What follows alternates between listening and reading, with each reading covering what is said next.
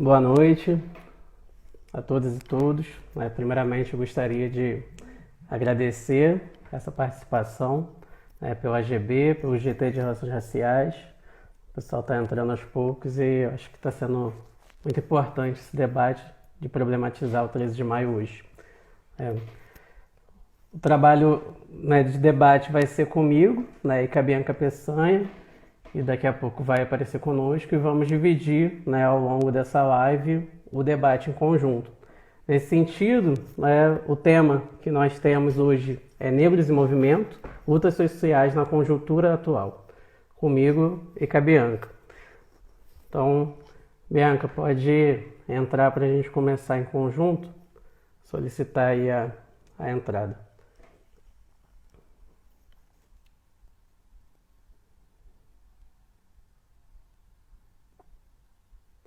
Só solicitar para a gente começar.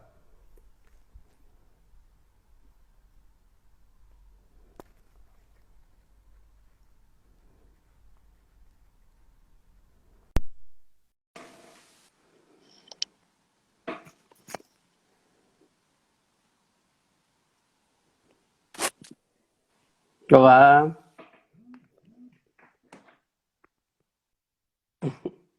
Oi, Foi, agora Gabriel, foi. tudo bom? Tudo bom, Bianca? Olá. Boa noite, prazer. Seja bem-vinda. Ai, obrigada, o prazer é todo meu. Que bom estar aqui, fico muito feliz por esse convite.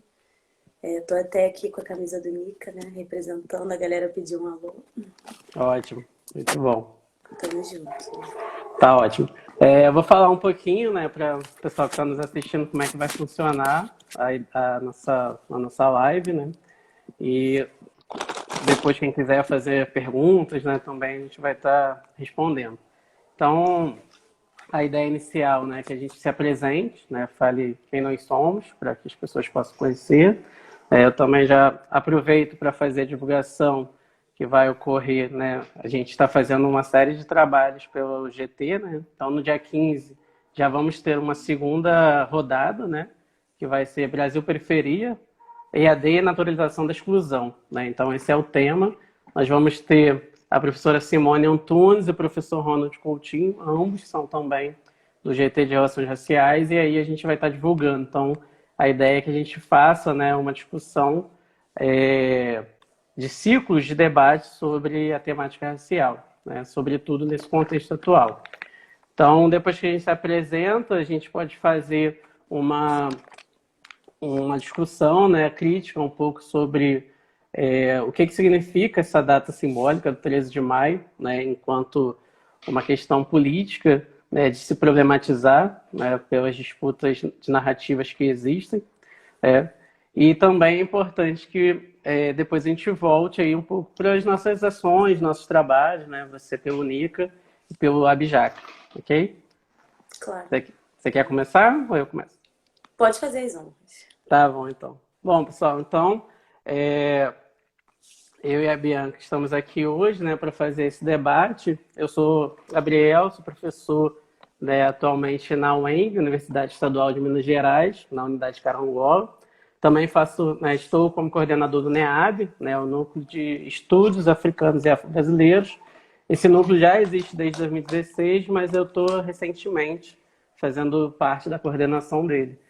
Dentro do NEAB, a gente tem uma série de ações que vem sendo feito já com alguns professores e estudantes, e a ideia é que a gente traga isso cada vez mais para a formação de uma educação antirracista, sobretudo na universidade, formando geógrafos que consigam problematizar isso, implantar a Lei 10.639, em 11.645, e que a gente possa lutar cada vez mais por uma educação antirracista.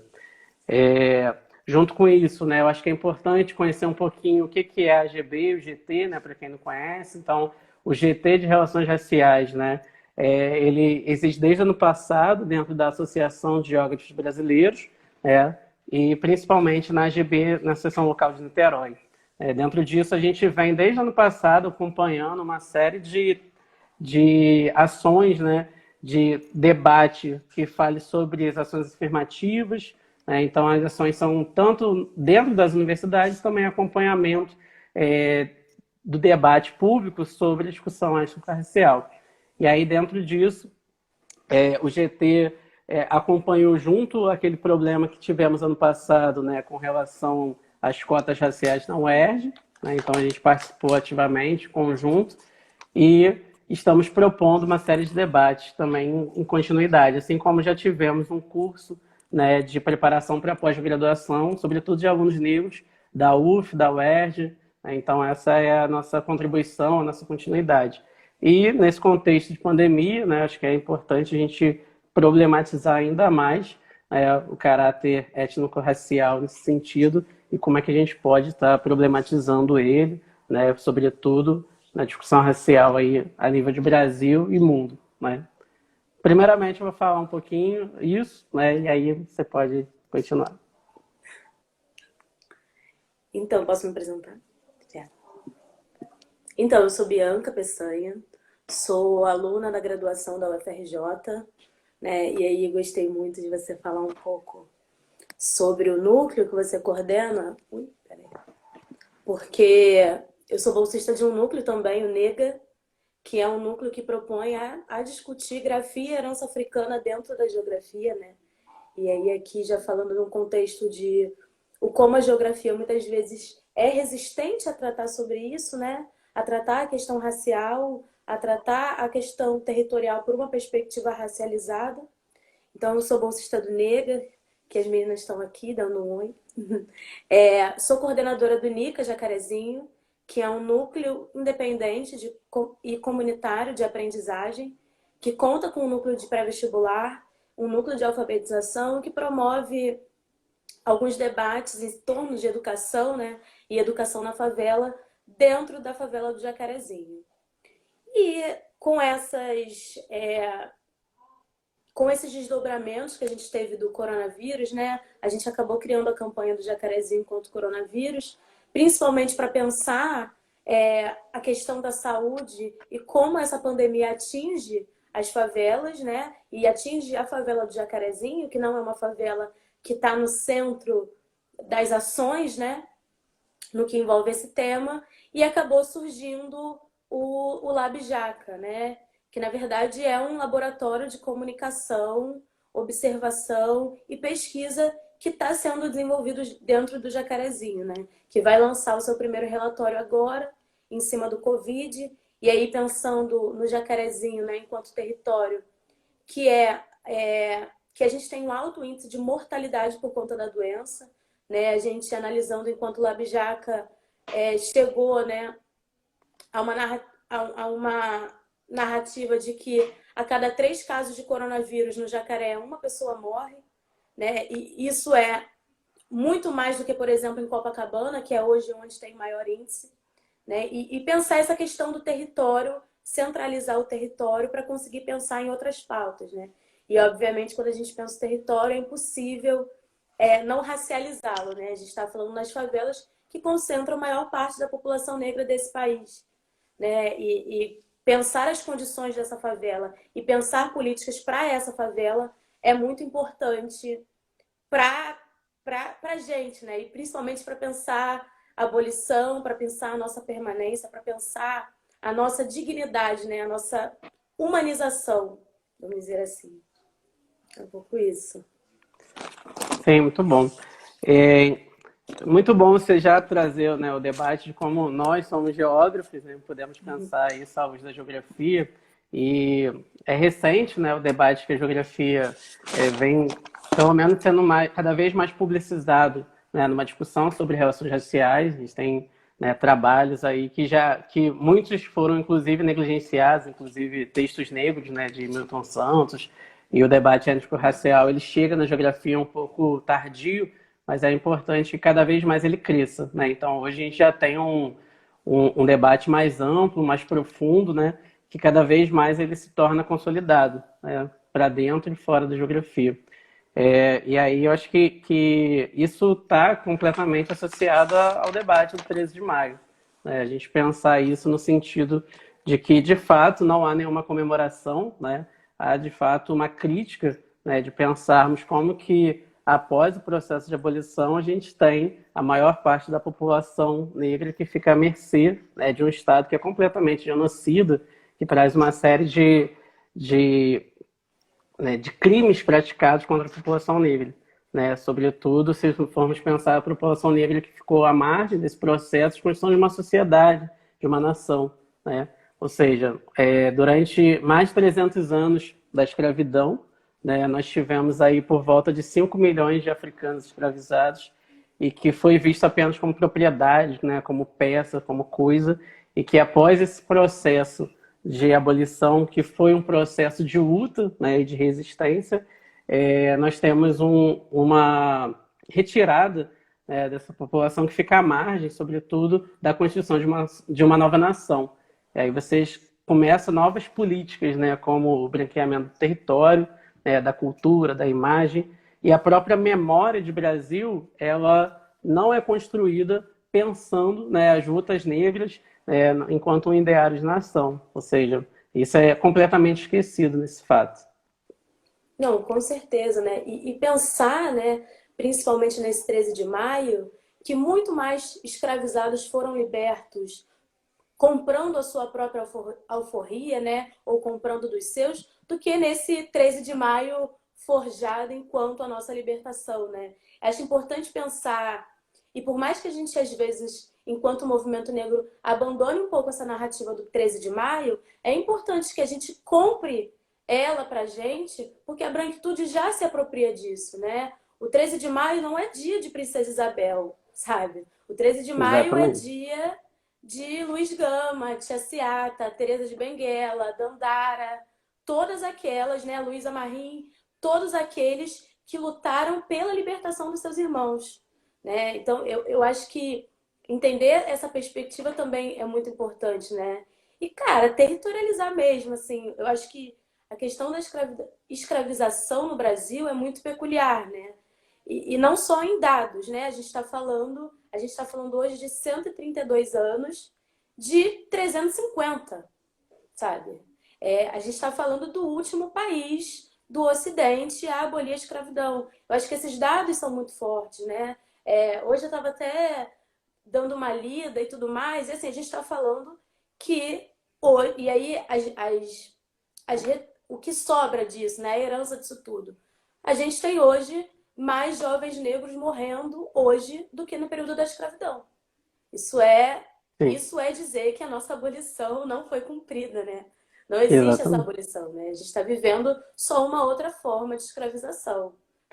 O fim do racismo, da abolição não significou o fim do racismo, né? De todos os tipos, né? Então a gente vê como que é a base da estrutura, né, da sociedade, né? O racismo estrutural, o racismo institucional, ambiental, cotidiano, né? São os tipos de racismo que nos assolam no cotidiano. E aí eu lembro muito bem, né, em algumas falas, em outros momentos, por exemplo, se a gente for pensar a campanha da Anistia Internacional, né? Ou seja, o jovem negro vivo. Como que o levantamento que foi feito mostrando que cada vez mais a população jovem, né, negra e periférica é a que mais morre, em todos os sentidos, em operação policial, morre em uma série de situações, né, estão expostos a uma vulnerabilidade, né, que se coloca cada vez mais no âmbito da sociedade. E o pior do que isso é a indiferença, né? Então, acho que é muito, muito importante essa sua fala, da gente pensar como que podemos trazer uma disputa, inclusive, de narrativas, né? O 20 de novembro ele é extremamente importante, inclusive está como pauta da Lei 10.139, né, que é colocada pelo movimento negro. Agora, não é apenas o 20 de novembro, a gente tem que debater relações raciais, né, que estrutura e intersecciona com todas as outras dimensões de sociedade em todos os dias. Né? Então, a gente fala isso na escola, na sociedade, né? Ou seja, nos movimentos sociais. Não podemos cristalizar debates específicos e disputar as narrativas que se colocam. Né? Inclusive, registrar aqui na nossa live um repúdio, né, ao presidente da Fundação Cultural Palmares, né, que acaba de assumir nesse governo genocida e necropolítico que se coloca, e junto com isso foi hoje mesmo, né, tá postado na página da Fundação Cultural Palmares, uma crítica a Zumbi, né? Ou seja, que a gente volta o debate que desde a década de 80, década de 90, o movimento negro já tinha colocado, né, o Zumbi enquanto herói nacional e é elevado a essa categoria, né, principalmente amparada por essa legislação educacional, pelas políticas públicas que se colocam. E, além disso, né, você traz o peso simbólico, né, de novamente ficar discutindo, né, a importância da Princesa Isabel. Acho que a gente já havia, né, acreditava eu que a gente havia superado isso em determinado âmbito, mas na verdade a gente volta. Então, por isso que é importante a gente não abandonar, né, essas perspectivas. A gente complementar nessa lista, né, a gente pode falar da diversidade de quilombos, né, que existiram desde que o primeiro africano escravizado ele se coloca no Brasil, houve resistência. Né? Então, todas as sociedades quilombolas, né, rurais, urbanas, que existiram, né, as irmandades negras que compravam alforrias, aí você citou, né, as mulheres, o papel das matriarcas, principalmente, que vão trazer esse debate. Né? A gente pode falar também de Maria Firmino, né, de tantas outras que vão trazer um debate de publicizar isso e, ao mesmo tempo, trazer uma disputa, né, para que a gente possa pensar uma lógica de abolição para além, né, do que foi discutido até então. E aí, infelizmente, a gente vive hoje, né, numa situação crítica de pandemia, né, e que o 13 de maio ele revela, né, que alguns dados que já foram publicados, né, que 5 vezes mais negros morrem, né, por conta da situação do Covid-19. Ainda, né, não só no Brasil, como nos Estados Unidos, o nível, né, da desigualdade racial, ele é muito mais aprofundado. Né? Então, a gente vive cada vez uma política que, na verdade, é uma necropolítica que se coloca. E aí, se a gente não tem políticas públicas, né, de acesso à saúde, a uma cidadania, de fato, que possa ser colocado, infelizmente, a gente vai ter, né, um processo cada vez maior de morte nesse contexto. Não, com certeza, né?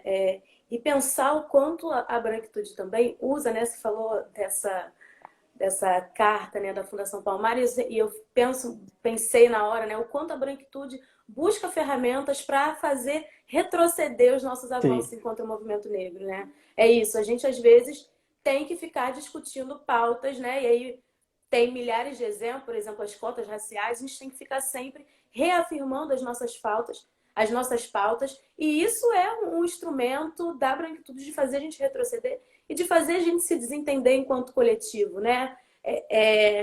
Pensar que essa liberdade, né? Essa liberdade que eles forjam também é uma forma de fazer a gente se desentender enquanto coletivo, né? A gente vive e aí, pensando o território, né, nessa questão de como se reverbera a questão da abolição, apesar da gente viver esse mito da democracia racial, as favelas são a prova de que o apartheid de fato existe, e o apartheid as favelas são a herança, né, desse apartheid racial que o Brasil viveu. Né? É uma tragédia que acontece aqui, ó, com o negro no Brasil hoje, né? Só pensar que a cada 23 minutos uma pessoa negra morre. Mas é interessante a gente pensar o quanto o território é pensado como justificativa para essas mortes, né? O quanto essa necropolítica que acontece nas favelas, ela é racializada.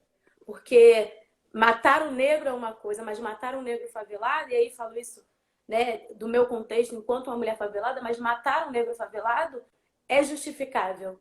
Né? Porque transforma-se a favela nesse espaço da não humanização. Né? Eu acho que... E pensar, né, o quanto esse ódio que é tão destinado a nós, né, enquanto favela, enquanto coletivo, e aí pensando essas favelas enquanto esses novos quilombos, né, mas obviamente sem querer romantizar a pobreza, sem querer romantizar a falta de acesso que tem nas favelas, mas entender o quanto as favelas são parte do cotidiano das favelas, das cidades, né? Descrevem a cidade e o quanto as favelas são potencializadas, né? E aí, falando de coronavírus, o maior exemplo disso é como as favelas têm atuado de maneira primordial no combate ao coronavírus. É Sim. só dar uma olhada nos movimentos do Jacarezinho, da Rocinha, da Serrinha, do Alemão, do Vidigal, como as favelas têm se articulado, as favelas da Zona Oeste, as favelas da Baixada, as periferias, têm se articulado contra o coronavírus. Né? O quanto essa potência, e óbvio que eu não quero falar que no meio de toda a desgraça teve uma coisa boa, claro que não. Mas Sim. pensar o quanto, enquanto coletivo, o quanto a gente conseguiu potencializar essas relações, né? O quanto a gente consegue se potencializar. Eu acho que isso traz, desculpa te Não? cortar, acho que isso traz a potência de pensar a inscrição das grafias negras, né? E aí o espaço da favela, ele, com certeza, ele territorializa essas práticas, né? No contexto de relação social, política, cultural, levando a uma nova escala, né? Pensando novos escalonamentos, novas escalas que vão sendo possíveis, né, dialogar. E aí você constrói redes, né, que vão para além do espaço da favela. As experiências que você está descrevendo, uma das, acho que traz uma potência muito grande da gente pensar uma possibilidade. É óbvio que podemos pensar que isso traz uma série de questões, né? A gente pensar que como essa potência ela traz significado político, né, de cobrar do Estado, de cobrar né, dos governantes, das secretarias de saúde, entre outros, pensando que de fato esses espaços estão sendo não estão sendo abandonados, né, nesse contexto, em todos os contextos que foram colocados, mas ao mesmo tempo esses são territórios em resistência, né, como alguns autores trabalham com essa perspectiva. Então, ou seja, os associativismo, né, as relações da comunidade, ela se constrói, né, em frente a todo o caos que está instaurado. Não, com certeza, né? Pensar o quanto esse Estado, né, demoniza o corpo negro e como isso é muito marcado no território e que criam-se estratégias, né? Estratégias que são herança, não é o que a gente quer viver, mas herança do pouco desse período de como os nossos ancestrais sobreviveram a esse período da escravidão também, né? Eu acho que a gente consegue fazer vários diálogos, né, entre o período escravocrata, o período que a gente vive agora, inclusive na forma que a gente vive em coletivo, né? Na Sim, forma que a gente busca essa resistência, na forma que a gente se articula, né?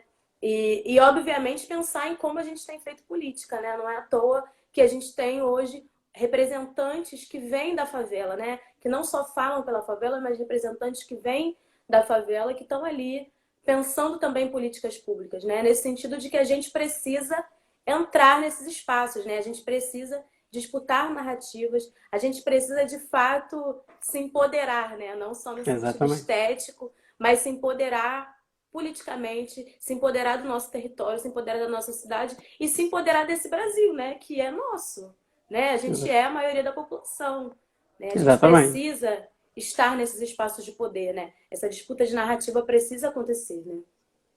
Sim. Só para, enquanto a gente fala, né, para deixar para quem está nos ouvindo, nos assistindo, o pessoal pode ir fazendo as perguntas, né, e depois a gente tem o GT, ele depois vai mandando aqui para a gente poder ir respondendo, né, em relação a isso. E aí, continuando, né, esse debate, acho que uma pausa para a gente pensar, né? Ou seja, uma crítica, né, que foi elaborada no centenário da abolição, o próprio Samba da Mangueira, né? Eu tinha colocado aqui para a gente pensar alguns trechos deles que trazem isso, né? E aí foram 100 anos, de 1988, 1989, né? A gente tem a Constituição da República, 1891, a primeira Constituição brasileira, que inclusive, né, demoniza e descriminaliza os corpos negros e também as religiões, né, de matriz africana. E aí a Mangueira, em 1988, traz essa ponderação em um debate, né? Então, eu vou ler rapidamente para a gente continuar. O samba traz o seguinte, né? Será que já raiou a liberdade ou se foi tudo ilusão? Será que a Lei Áurea, tão sonhada, há tanto tempo assinada, não foi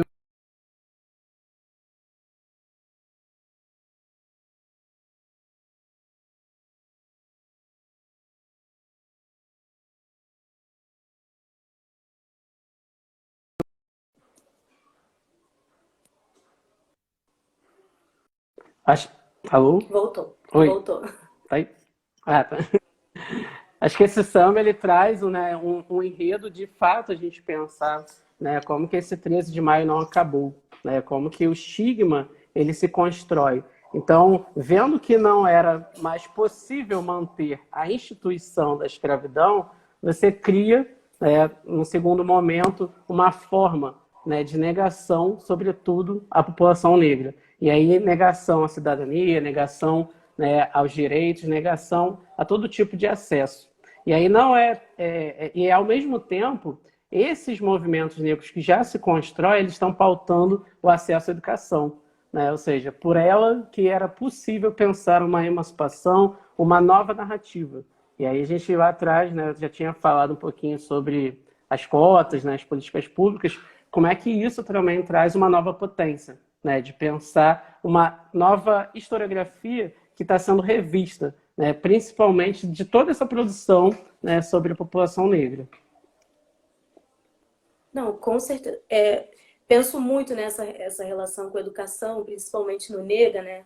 Que é esse grupo de pesquisa da UFRJ, que a Sim, gente pensa bastante essa relação, principalmente sobre o poder e o saber, né? O quanto o saber que a gente produz, o saber negro, ele é marginalizado e ele é posto num lugar onde a branquitude consegue se sobressair de maneira incrível, né? Se você vai numa universidade, você aprende filosofia e é uma filosofia romana, da Grécia, europeia, exatamente. né? E isso é um conhecimento dado como universal, né? Grada Quilomba fala sobre isso, né? E o conhecimento deles é dado como universal.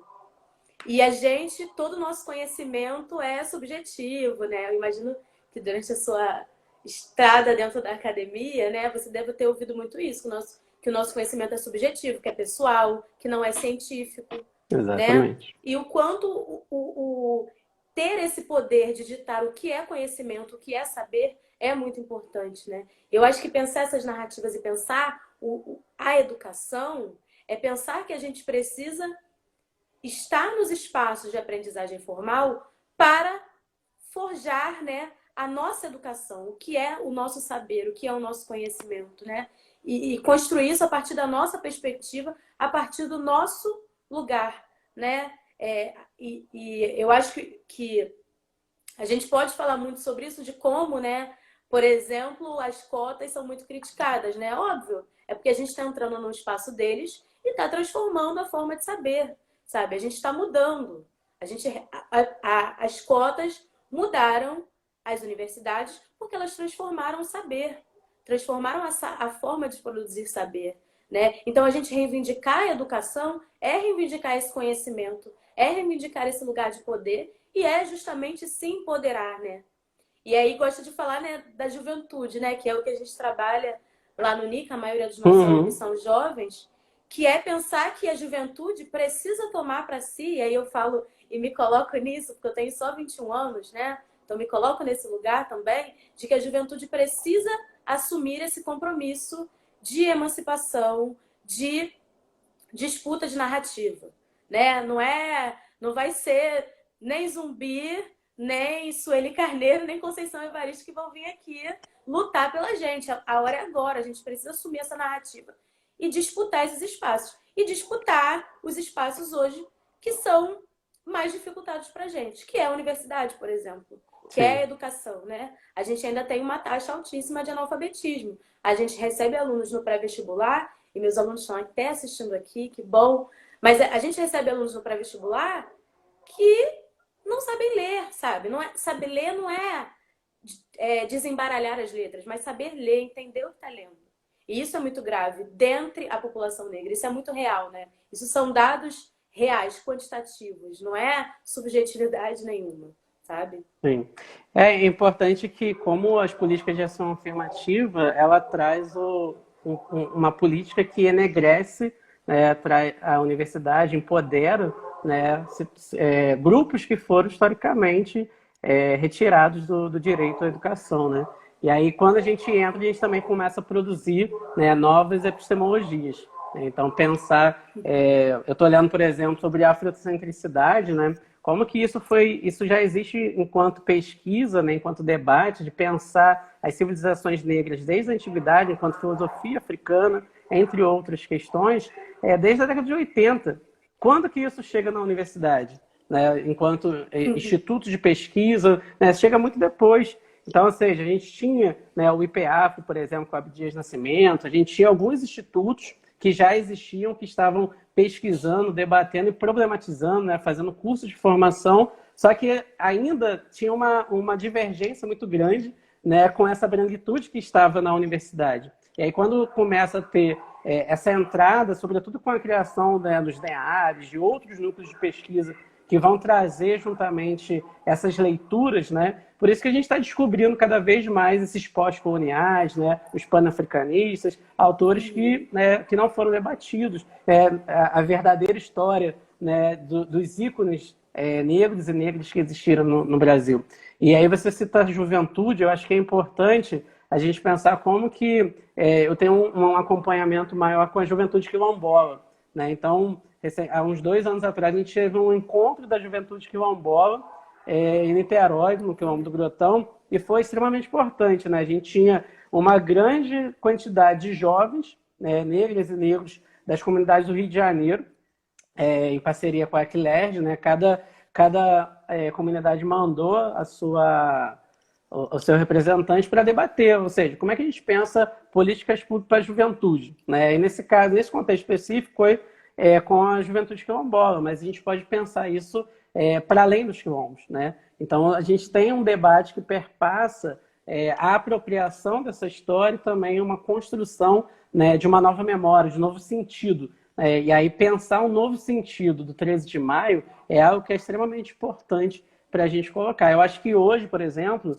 não é à toa que a gente está tendo ao mesmo tempo mais de 50 lives, né, sendo passadas aí, né, entre 6 e 7 horas, que estão debatendo isso, ou seja, como é que a gente disputa narrativas, novos discursos, novos sentidos, até porque a memória é algo que é selecionado, né? Então, se a gente não cria uma memória para a população negra, né, uma memória que não perpassa somente nós negros e negras, né, a memória e a representação, ela perpassa, inclusive, o projeto de nação que se tem, né? E esse projeto de nação, por mais que esteja nas legislações, né, brasileiras, o reconhecimento, ainda assim, na prática, esse Estado não nos reconhece, né?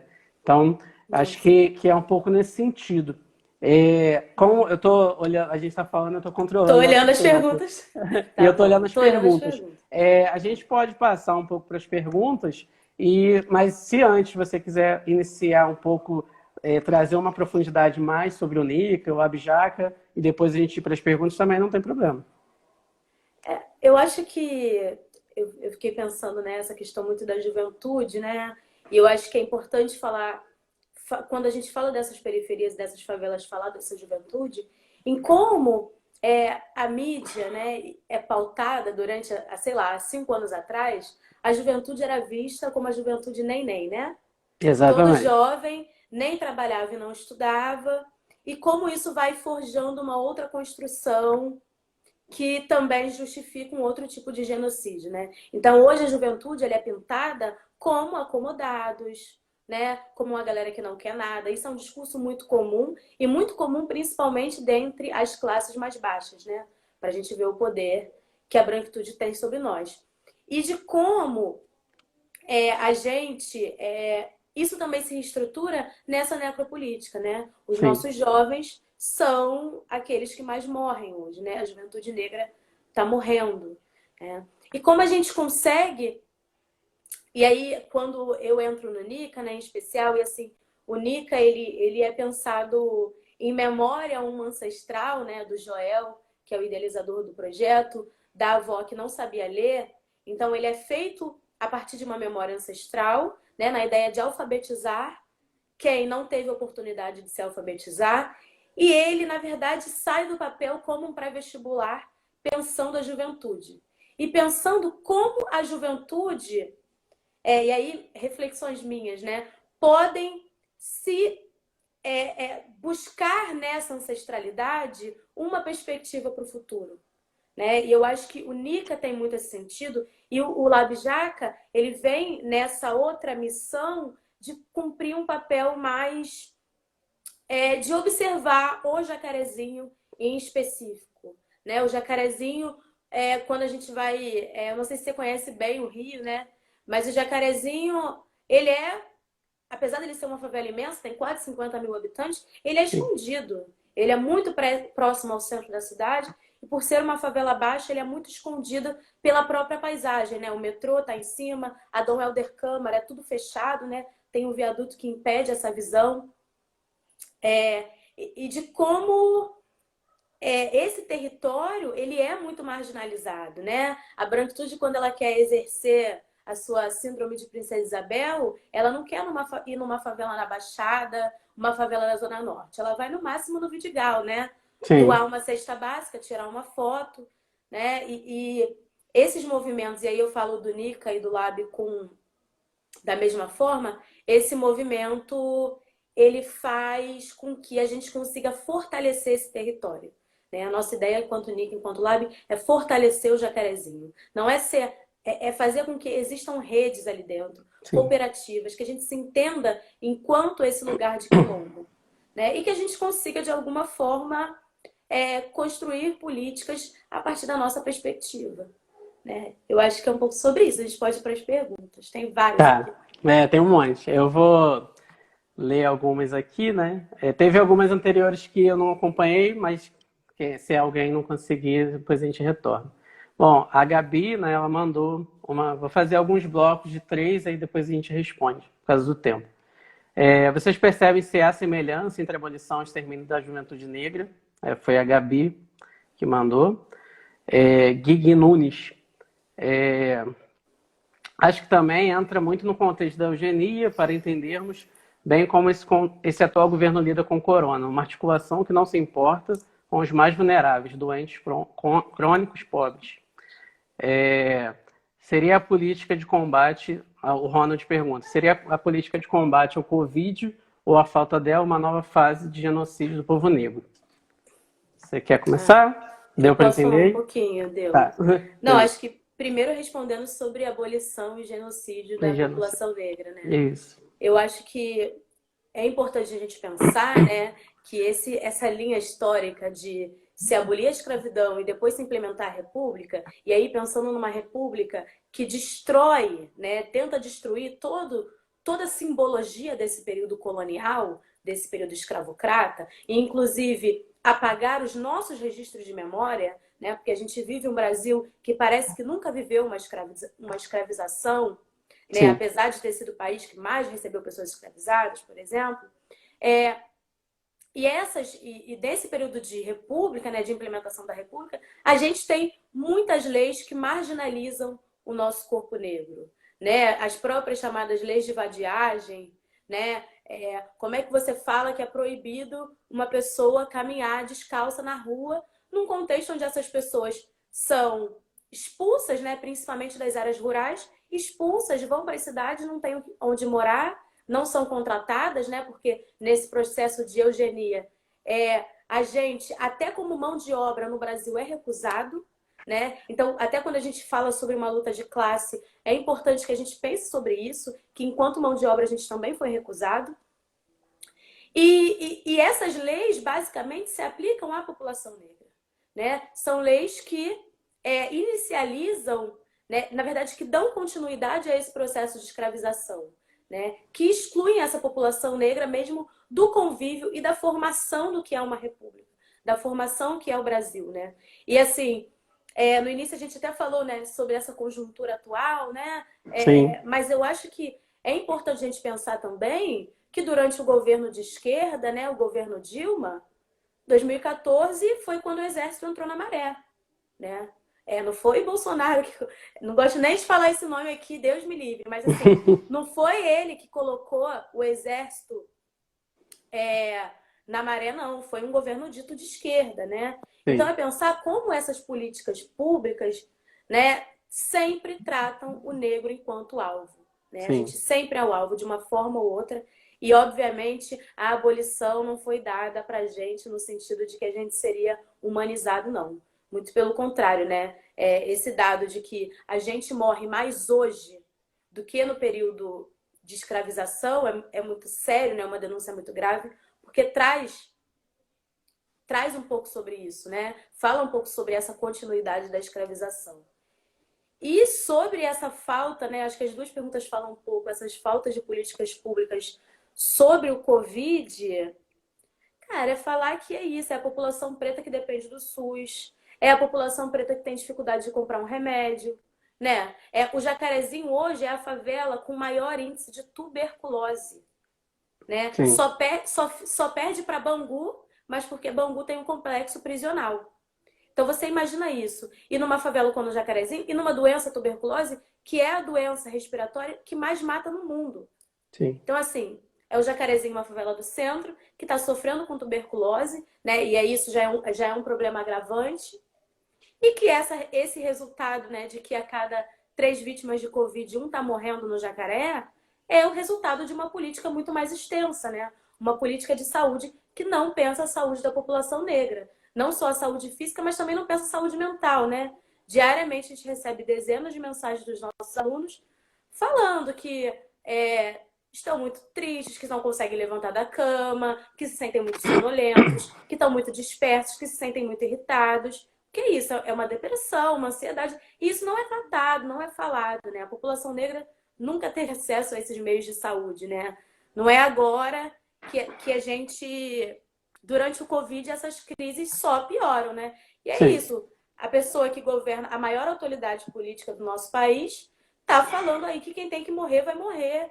E é isso, é uma outra política de higienização, né? E é isso, a população mais pobre, que tem menos acesso à informação, acredita que é uma gripezinha, acredita que é um exagero, acredita que os dados são manipulados, sabe? Acredita porque a desinformação também é uma ferramenta de morte, Sim. né? E isso tudo vai se implicar nesses resultados que você falou no início, né? A população negra está morrendo mais. Por mais que Certeza. Copacabana tenha mais casos do que no Jacarezinho, morre mais no Jacarezinho do que em Copacabana. E são mais, se eu não me engano, Copacabana tem 487 casos, né? O Jacarezinho tem um pouco mais de 30. Só que desse percentual morre mais no Jacarezinho do que é surreal, surreal. Sim. Eu vou ler mais duas perguntas e vou continuando nesse debate, né, já do que você está Vamos. falando. É, o Leandro pergunta um pouco sobre política pública. Né, qual seria a primeira medida de política pública para a população negra e periférica? E a Bel Menezes em epistemologia, né? Como as novas epistemologias surgem, a gente considera métodos e parâmetros já postos.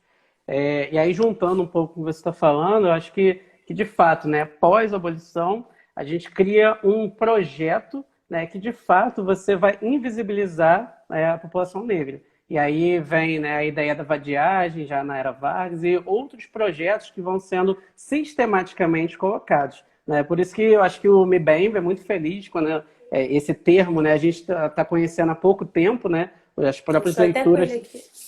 As próprias leituras do MIBEM em relação à necropolítica, exatamente. Importante. Da gente pensar como que isso, de fato, não é um projeto recente. Né? Ele se intensifica cada vez mais a partir, né, dessas políticas de higienização, né, desses contextos de pandemia que a gente vive.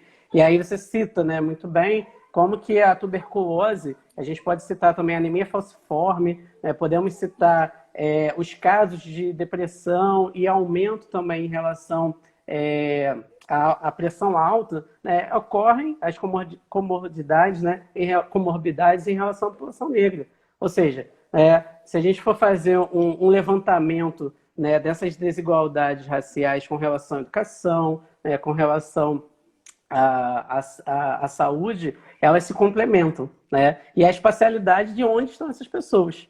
Né? Então, a cada maior entrada da população negra, né, em hospitais do SUS, que é a população que 75% depende do SUS, a gente tem aí em cada 4, 2, 3 são negros. Então, cada vez mais isso aumenta. Né? E aí, nesse contexto, a gente pensar a política pública que o Leandro traz, acho que de fato, as políticas públicas elas só existem para a população negra porque vem a partir do movimento negro. A gente tem que lembrar que só foi existir, né, uma discussão sobre educação, né, para a população negra porque partiu do movimento negro.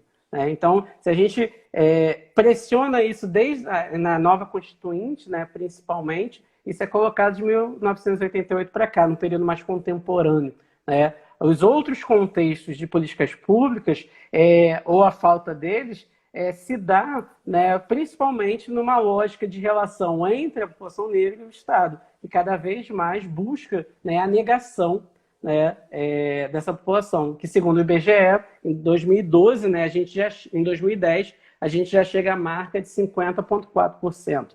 Ou seja, né, as políticas de 1911, 1912, né, eugenistas, que existiram, inclusive, né, com representação fora nos congressos das raças, né, o primeiro congresso das raças, que foi em 1911, trazia esse debate, né, de que em 100 anos o Brasil seria uma população cada vez mais branca, né, isso cai por terra. Ao mesmo tempo que você não consegue, né, eliminar essa população, você cria novos discursos, né, novas ferramentas e narrativas. Aí vem a ideia da mestiçagem, né, como símbolo, né, a ideia do mestiço, enquanto um símbolo nacional, entre outros. E aí, nesse contexto, eu acho que pensar epistemologia negra, né, enquanto produção de conhecimento, ela se passa, inclusive, de rever, né, uma historicidade que não é de hoje, né? As leituras nos mostram que, desde o século XVIII, a gente já tem produção de pensamento afrocentrado, né? No Haiti, né? Esses grupos, né, que estavam lutando contra a colonização, contra a escravidão, eles estavam produzindo, né? Obviamente que no Brasil isso é um pouco mais restrito, né? Porque a gente não teve nenhum acesso, né, a espaços num primeiro momento, para que pudesse publicar, né? Mas ainda assim, a gente tem Eugênia Garcia, Maria Firmina, que produziram, né, e conseguiram, através, por exemplo, do campo da literatura, da poesia, pensar, né, uma política voltada à população negra. Entre outros lugares, a gente já tinha uma produção, né, de imprensa negra que estava o tempo todo problematizando. Infelizmente, isso não está nos nossos arquivos, né? Então, essa biblioteca, se a gente for pensar uma biblioteca negra, decolonial, uma biblioteca que, de fato, está sendo mostrada essas informações, esses dados, isso é algo que é recente, né? Ou seja, pelo menos aos nossos olhos, as nossas descobertas. Você quer comentar mais ou vou lendo? Não, fazer só um comentário, É já que a gente tanta está coisa. falando de leitura, né? Não, pois é.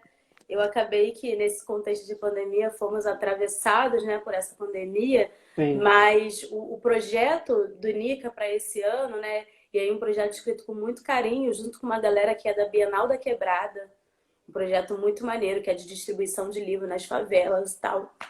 E assim, era construir uma biblioteca afro-referenciada dentro do Nica. Nesse contexto de fazer chegar, né? Eu fui ler autores negros, e aí, óbvio, né? Pensando que eu sou a primeira da minha família a entrar numa universidade. Isso também já é um marco muito importante, enquanto favelado, isso já é um ponto, né? Onde a leitura não se faz presente. E na minha casa não se lia nada, né? No máximo se lia um jornal, um quadrinho. Pensar em autores negros, para mim, é muito absurdo, né? E aí eu vou ler um autor negro, por exemplo, e aí Maria Firmina, Carolina de Jesus, Angela Davis e outras, né, na universidade, Sim. Sabe? E aí essa rede, como essa outra rede, e aí falando um pouco sobre essas epistemologias e esses grupos que são criados dentro da universidade, eu falo muito sobre o negro, eu falo com muito carinho, porque é o único grupo dentro da geografia UFRJ, né, a maior, né, do país, que se propõe a pensar raça e território, né? Raça, educação e território. Sim. E a gente foi nesse espaço de acolhimento e nesse espaço de criação de novas narrativas, de novas epistemologias, que eu fui apresentada a esses autores, né? E essa ideia da biblioteca vem muito no sentido de fazer com que essas pessoas sejam apresentadas antes. A gente não pode deixar com que a universidade, esses espaços na universidade, seja o nosso único meio de trocar e ler essas narrativas, porque o que já foi produzido é muito importante para o que a gente produz agora, né? É isso, às vezes a gente pega... Isabel, uma amiga minha, fala muito, né, que a juventude negra se acha muito vanguarda, né? Acha que está criando tudo, está criando todas as narrativas, mas não. Essas narrativas já foram pensadas, só que não estão nesse lugar, né, da universidade. Não estão facilmente sendo disponibilizadas, né? Acho que é isso. Continuando aí na sua fala, a Lúcia, a Monique coloca assim, né? Lúcia Xavier sempre fala da questão do analfabetismo, especialmente quando pensamos nas mulheres encarceradas. Vocês trabalham com a alfabetização no NICA ou no LAB, né, no LAB Jaca? Acho que vai um pouco de encontro ao trabalho que o NEGA faz, né, enquanto uma problematização dentro da UFRJ. Só para, antes de você responder, por exemplo, na FFP, né, a gente também diz que a geografia é como se fosse um quilombo, né, onde a gente tem mais professores de geografia negra, negros e negras do país, assim, em geografia, né, o departamento. E tem dois a três grupos de pesquisa, né, que trabalham com isso, o Negran, né, e o Negra. Então, a gente tem uma série de movimentações, né, dentro de outras instituições. Isso, se a gente for pegar na UFRJ, na Rural, né, na UERJ de Maracanã, ou seja, há dentro da geografia, em outras áreas, um crescimento cada vez maior, né, de for pensar uma problematização enquanto ciência, né, a partir de epistemologias outras, né, aquela ideia de que problematiza, inclusive, essa instituição acadêmica que sempre trouxe, né, um pensamento eurocentrado. E aí isso vem sendo cada vez fissurado, né, se a gente for pensar na perspectiva aí, de uma população, né, negra que começa também a entrar nesse debate e a disputá-lo, obviamente. Aí, Não, se você quiser responder essa parte. disputar essa narrativa na universidade é fundamental, né? A gente falou sobre essa relação do poder e nossa, muito legal. Depois vamos trocar essas Com figurinhas pra certeza. gente. Vai ser muito legal. Um beijo também para a FFP UERJ, muitas admirações. Então, sobre o NICA, né? A gente trabalha a alfabetização, na verdade, mais uma vez, né? Alfabetização parados, né, por conta do Covid. Mas a gente trabalha essa alfabetização no NICA, né? É um núcleo de aprendizagem, então a gente pensa a educação como centralidade, e ele é trabalhado no NICA. A gente está muito numa fase de estudos, né? A gente ainda não tem alunos. A gente diz que já tem uma alfabetização porque a gente já pensa, já discute e já pesquisa educação. Porque a gente não vai chegar no Jacarezinho e querer ensinar A de amor, B de baixinho, isso não funciona, né? Então a Sim. gente tem estudado de fato metodologias, tem estudado de fato a educação para tentar entender como ela vai funcionar de fato dentro do Jacarezinho, né? Como é que a gente tira esse trauma, e eu acho que é isso, esse trauma escolar que o aluno, em geral o aluno negro, né? E aí quanto mais velho, pior essa situação, e faz com que ele aprenda de fato, né? Com que ele consiga ser digno, né? A gente vive numa sociedade que tudo é passível de leitura, você precisa ler tudo, né? Tudo Sim. é escrita. E isso também é um veículo de poder, né? Essa escrita. Então a gente faz pelo NICA Jacarezinho, e o Lab é mais nessa questão de pesquisa, né? É o outro campo, vamos dizer assim. Ok. Eu estou olhando nosso tempo aqui, né? A gente 6h54, né? Passa bem Falamos rápido. muito. Infelizmente, né? Não dá para responder a todos e a todos por conta, né, do tempo, que esse debate, eu acho que se fosse presencialmente, a gente ia ficar de 6 às 9, que costumava acontecer, né? Sobretudo quando a gente fazia algumas mesas Nossa, presenciais. sempre. Né? Então, todo mundo quer participar, quer debater, eu acho que é extremamente importante. Acho que a gente pode ir encaminhando, né, para não cortar. Acho que Claro. esse debate ele traz uma dimensão muito importante, né? Estou vendo que algumas pessoas estão comentando, né, sobre outros espaços, né? Então a gente está disputando isso dentro, né, pensando na geografia, dentro da Amped, dentro da AGB, né, dentro do Copênio, por exemplo, né? Fica aí também uma indicação, né, que saiu um dossiê temático sobre geografias negras recentemente, né, inclusive pensando essas perspectivas, sobretudo a partir, né, de geógrafos e geógrafos negros. Eu acho que cada vez mais isso é importante, relevante e traz um novo reposicionamento das negras e negros na educação e na sociedade. E aí, como tinha quando eu li o samba, tinha cortado. Eu vou ler novamente. E aí Leia. depois você fala e a gente fecha, tá? Já agradeço muito pela sua fala, pela sua participação. E com Obrigada. certeza vamos manter contato, sim, né, em relação a isso. Então, o samba ele traz o seguinte, né? Será que já raiou a liberdade ou se foi tudo ilusão? Será que a Lei Áurea, tão sonhada, há tanto tempo assinada, não foi o fim da escravidão? Hoje, dentro da realidade, onde está a liberdade? Onde está que ninguém viu? Moço, não se esqueça que o negro também construiu as riquezas do nosso Brasil. Acho que esse samba, né, da Mangueira de 1988, no centenário da abolição, traz a partir de um enredo, né, de problematização. Por isso que eu acho que todo ano que a gente for fazer uma fala sobre o 13 de maio, tem que ser no mesmo, nessa disputa de sentidos e significados que a gente está trazendo. Então, de 3 a 4 anos para cá que eu venho debatendo isso, né, e hoje eu chego nessa ideia, né, de hoje fazemos 132 anos de abolição. Né, realidade ou ilusão? A gente tem que estar trazendo essa problematização, sim, né, sobretudo para a juventude negra, para a população negra, e mostrando que a superação do racismo ela não é apenas para a população negra, e sim para a sociedade como um todo. Né? Todas as políticas públicas, tudo que é pensado enquanto superação e combate ao racismo, ele se dá no meio de uma sociedade, de pensar, né, cada vez mais a possibilidade e a diversidade. Né? Diversidade, diferença, né, no sentido de uma igualdade, de busca por justiça, né, que há mais de 132 anos nós não temos. Então, acho que faz muito sentido e é muito importante que tenhamos, né, negras, neabes, negrãs, negras, né, ou seja, a Associação Brasileira de Pesquisadores Negras e Negros, que tenhamos em todos os lugares, né, a disputa de sentido, de memória, né, de significados, para que a gente possa pensar de fato, né,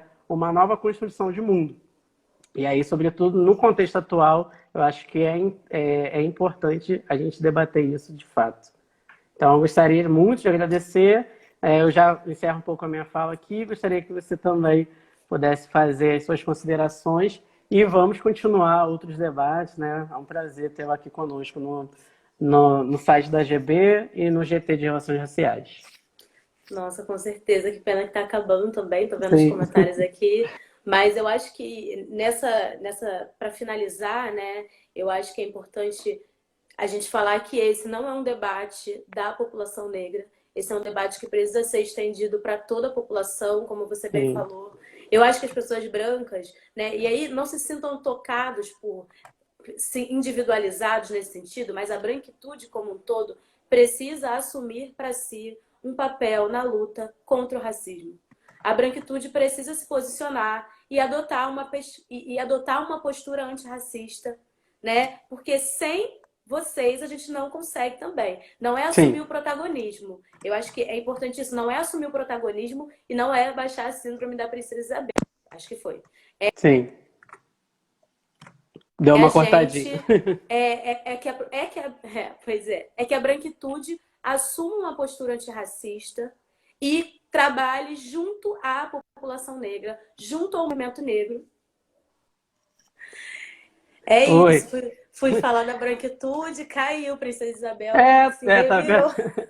É um boicote a gente. Gente, é isso. Mas tava já me despedindo, né? Acho que eu só Tá. vou repetir a Quiser última recapitular o fala, que você assim. estava comentando? Mas eu acho que é a gente falar sobre responsabilidade, né, na data de hoje. Hoje a gente está tratando um dia que para nós do movimento negro é um movimento, é um dia muito doloroso também, porque de certa forma é o apagamento da nossa história, é o apagamento, né, dessas pessoas que lutaram, dessas pessoas negras que lutaram pela nossa libertação, né? Mas ao mesmo tempo ela precisa ser ressignificada, né? E ela é ser ressignificada, né? No contexto.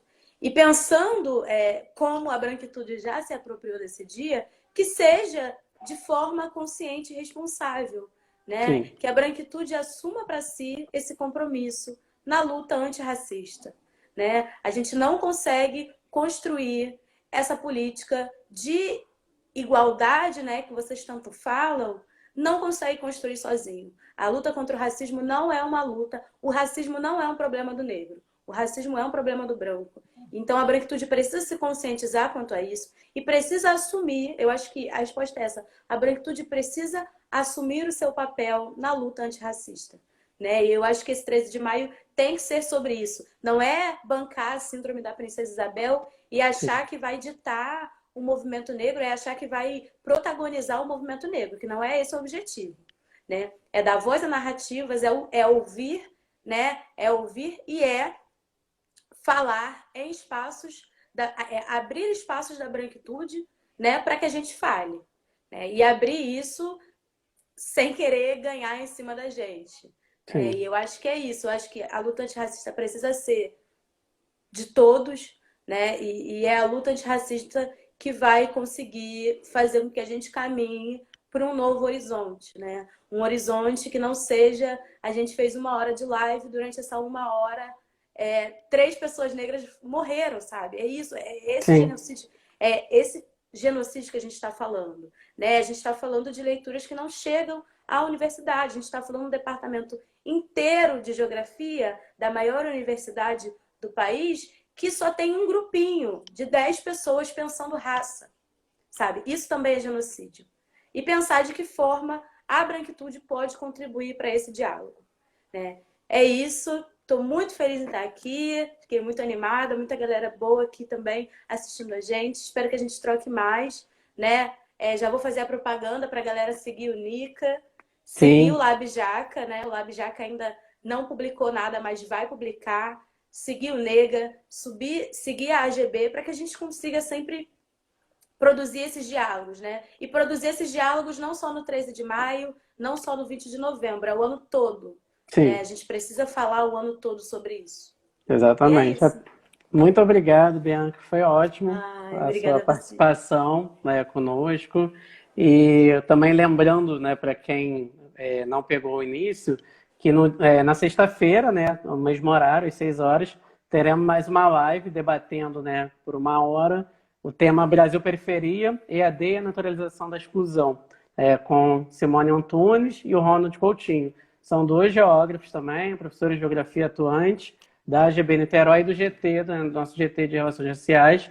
Acho que a ideia, né, maior do nosso GT foi cada vez mais a gente pensar pontes, né, redes, e como é que a gente pode estar construindo em conjunto, né, com outros grupos, outros núcleos. Eu acho que é extremamente importante. E durante esse processo que a gente possa discutir, né, para além do 13 e do 20 de novembro, mas que a gente possa discutir de fato, né, durante todo o conteúdo anual, né? Ou seja, sempre está pautando essa dimensão de raça, de classe, de sexualidade, né? Ou seja, a interseccionalidade das relações raciais, ela é importantíssima para a gente estar discutindo.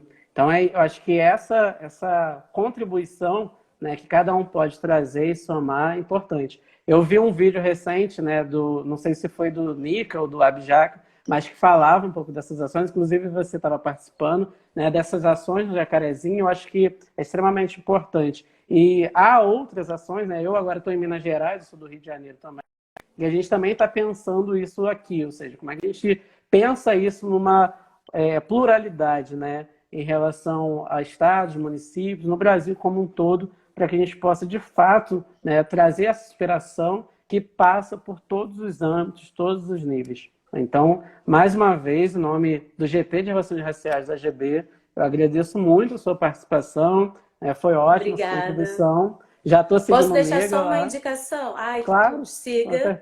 Além disso, tem que o pessoal me lembra, né, também. Tem o Jacaré Basquete. É isso, lá no Jacarezinho tem o Jacaré Basquete também, que é falar sobre esporte e juventude, que é muito importante.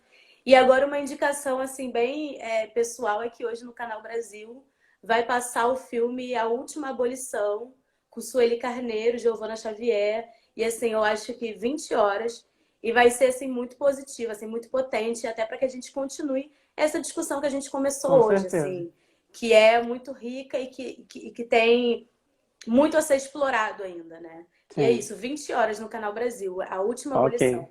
Ótimo, obrigado pela indicação. Agora está rolando já no canal da BPN, né, um debate com o Flávio Gomes e uma outra professora que eu não lembro de fato o nome agora, mas no canal da BPM, quem puder também, lá no canal do YouTube, e vamos continuando. Obrigado, querido. É Até a isso. próxima Tchau, aí. tchau, Tchau, gente. Até a tchau. próxima. Um abraço.